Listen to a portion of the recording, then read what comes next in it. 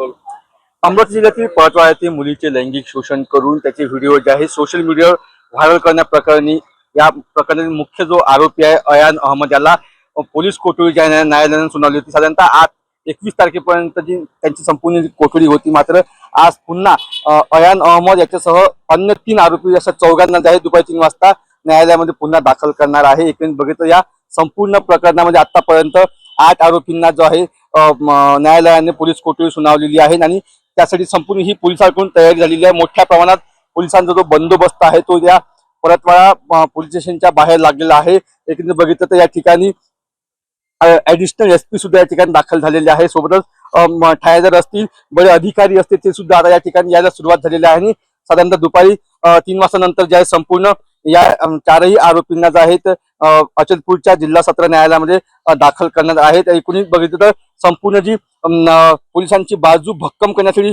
भक्कम पुरावे सुद्धा पोलिसांनी गोळा केलेले आहे। मात्र आता जो मुख्य आरोपी आहे अयान अहमद यासोबत 4 आरोपी जे आहे त्यांना आता न्यायालय काय कारवाई करेल याकडे संपूर्ण लक्ष लागलेलं आहे। कारण बघितलं तर पुन्हा पोलीस कोठडी त्यांना ठोठावणार की न्यायालयीन कोठडी ठोठावणार याकडे सर्वांचं लक्ष लागलेलं आहे।